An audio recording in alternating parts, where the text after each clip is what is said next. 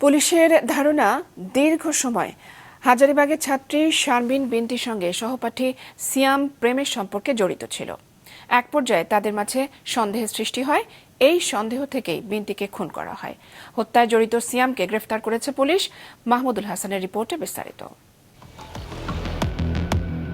হাজারীবাগের একটি গলিতে গতরাতে 9:30টার দিকে সিয়াম ও বিনতিকে একসাথে হাঁটতে দেখা যায়। এর কিছুক্ষণ পরই রক্তমাখা চাকু নিয়ে উদ্ভ্রান্তের মতো দেখা যায় সিয়ামকে। তার কিছু সময় পরই উদ্ধার হয় বিনতির ক্ষতবিক্ষত মরদেহ। পরিবারের অভিযোগ, দীর্ঘদিন ধরে তাদের মেয়ে বিনতিকে উত্ত্যক্ত করে আসছিল বিনতির একসময় সহপাঠী সিয়াম। এদিকে মেয়ে হত্যার দৃষ্টান্তমূলক শাস্তি চেয়েছেন নিহত 9ম শ্রেণীর ছাত্রীর পরিবারের সদস্যরা। আমি 5তলায় বাসায়, বুঝছেন, মেয়েটা নিচে নামছে কিছু খাবে, ওর বাইরে নিয়ে এর আধা ঘন্টা পরই এই ঘটনা। ওই ছেলের সাথে গত 3 বছর আগে আমরা শুনছিলাম যে একটা সম্পর্ক ছিল, ওই ছেলে ওকে জ্বালা যন্ত্রণা করতো। ঘটনার পরপরই সিয়ামকে ধরতে অভিযানে নামে হাজারীবাগ থানা।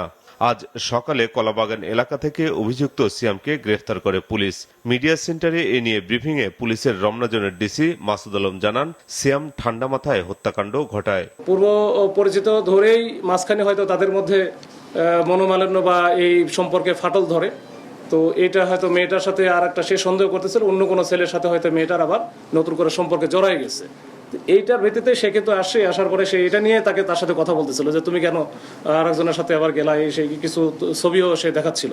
তো এটার প্রেক্ষাপটে তাদের মধ্যে যখন চরম পর্যায়ে পৌঁছে যায় এই ঝগড়াটা, তখন কিন্তু সে শেষ পর্যন্ত ছুরিকাঘাত করে।